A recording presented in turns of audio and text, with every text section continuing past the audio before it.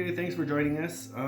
So we were out earlier. We were actually out yesterday. We went grouse hunting up towards, southwestern Ontario, and we happened to find a bunch of bear's head tooth. This is Hericium fungus. Very, very unique. Almost looks, people say it looks like frozen waterfalls. But one of the best attributes of this, other than all the health benefits it has, is it tastes great. For me, the texture, you can see how it's kind of stringy and pulls apart. It's very similar to crab meat. So what we're going to do today is we're going to make crab cakes with this.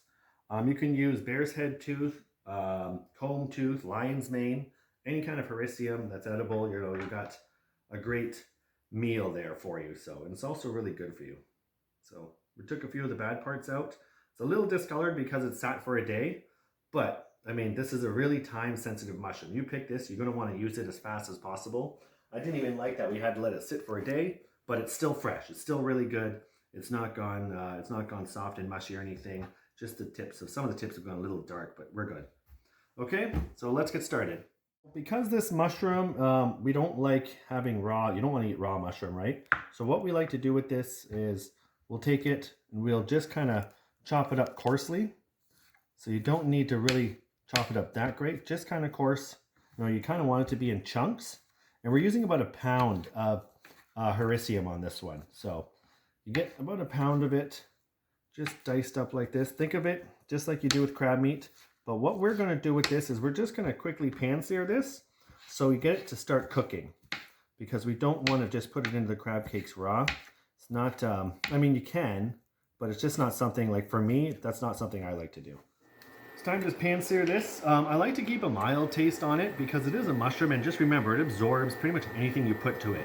So I'm going to use just a little bit of olive oil.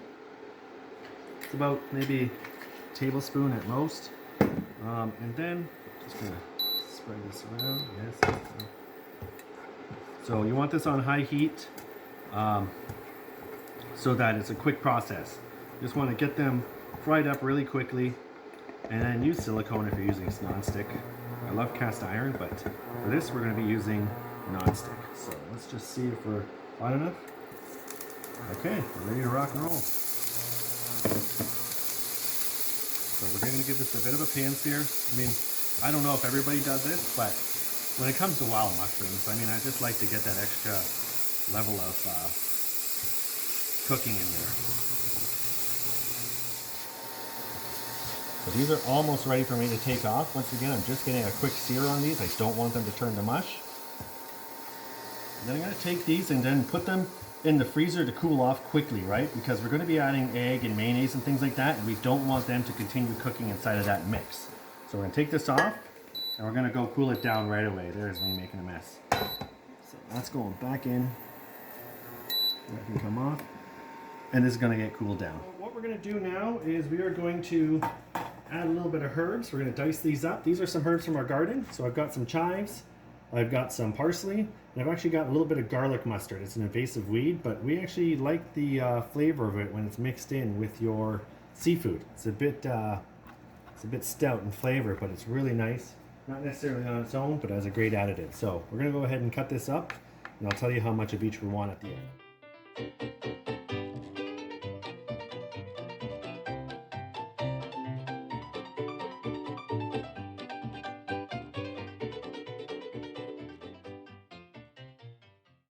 Okay, so we've got our garlic mustard here, about a tablespoon. We've got our chives, probably about 3.5 tablespoons. We've probably got about maybe 2 tablespoons worth of chopped parsley. So we're going to mix those all together.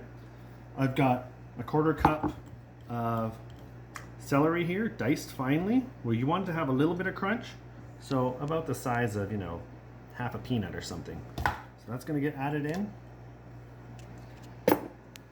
We've got some dill from our garden this year. We harvested early, it's dried, and it's ready to be added. I mean, some people don't add this much spice or herbs to their crab cakes, but we like them to have a really good flavor, and it just feels good to be able to use, herbs that you've gathered or grown your own, right? So this is all going in. A little bit more. There we go, some dill head. Because you really want a nice dilliness A lemon dill is always nice with fish or seafood of any kind. So let's add a little bit of this. So there, we've got probably about, if you packed it in, about a tablespoon of dill packed in. So that'll be added. We're also going to add a teaspoon of diced garlic, 1 teaspoon.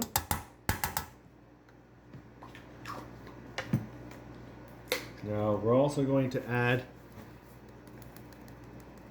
about a half teaspoon of lemon pepper.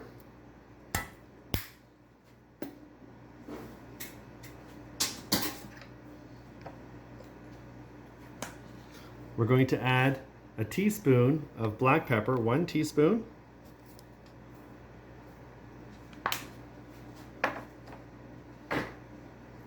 We're going to add about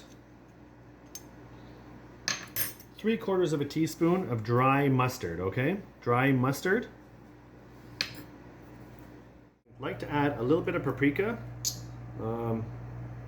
just to get a little bit of nice coloring. I also like to add a little bit of garlic powder.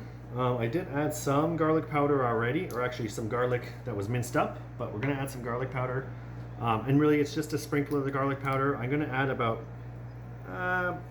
half a teaspoon to a teaspoon of salt, depending on, really it's salt to taste, right? So we'll see how that goes.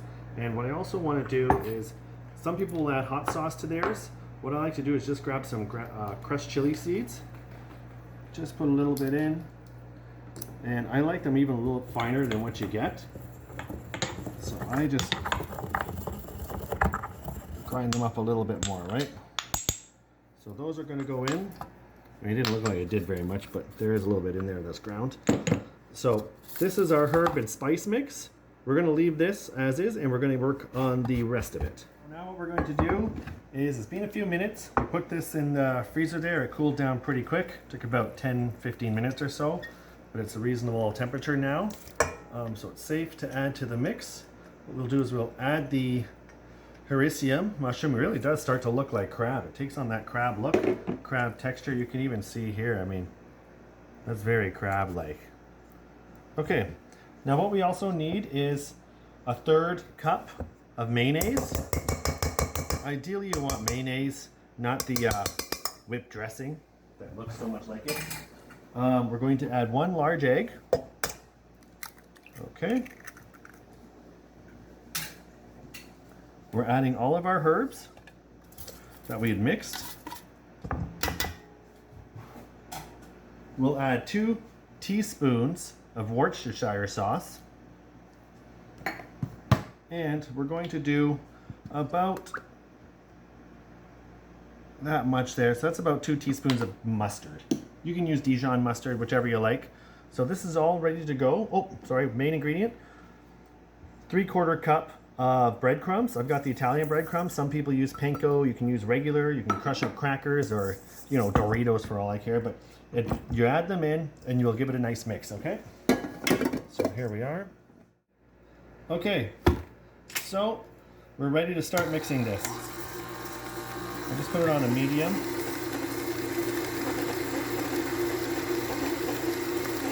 And get all mixed together.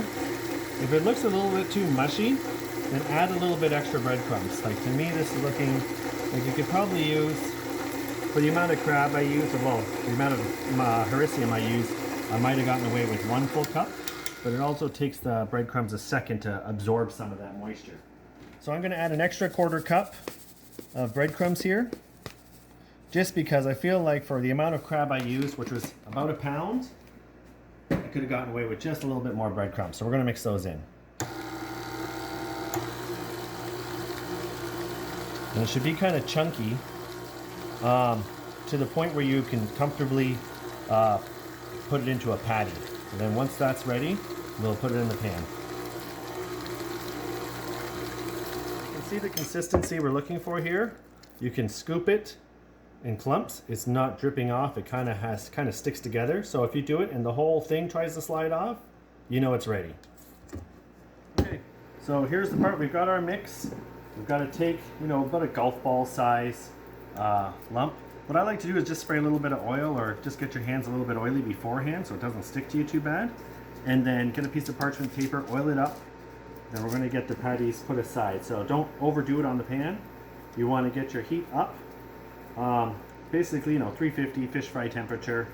But you don't want to submerge these like you do with a piece of fish. It's more about just coating the bottom of the pan with 1/8 of an inch of oil. And then we're going to let these sit. So you want to go about halfway up the patty. And then when you flip it, it goes the other halfway up the patty, right? So they don't need to be perfect, but they should hold together pretty well. It really does. I mean, I've made regular crab cakes, and these really are next closest thing to a real crab cake.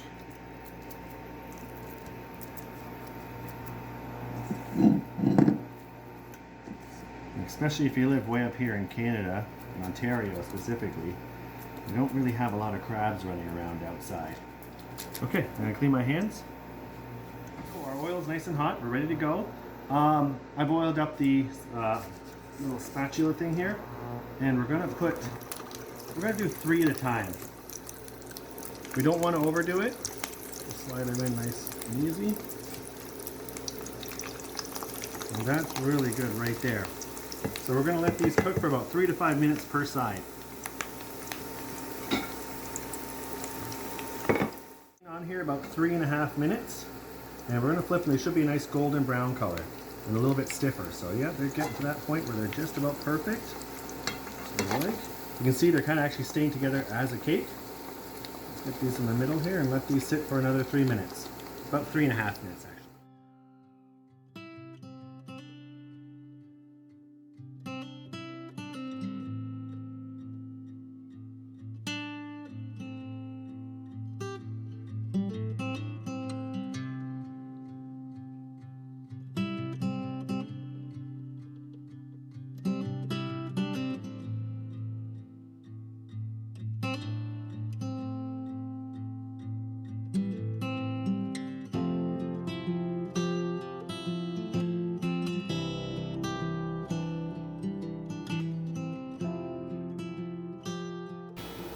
Okay, this is the second batch.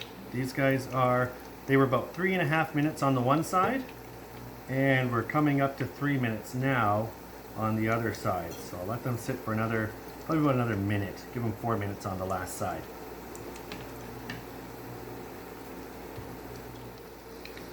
Yeah, these guys look better than the first batch. That's great, look at that.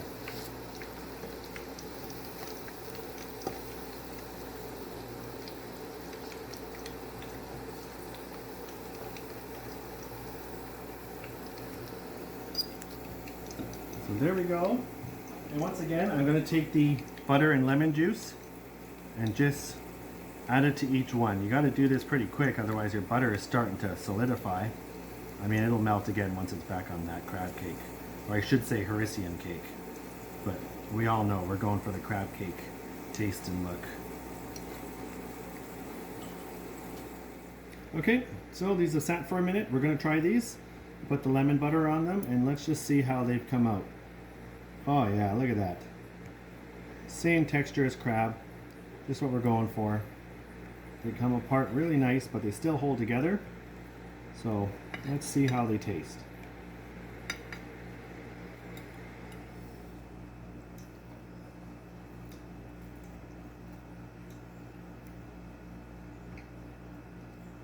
Yeah, if someone served that to you, you wouldn't know that it's not crab.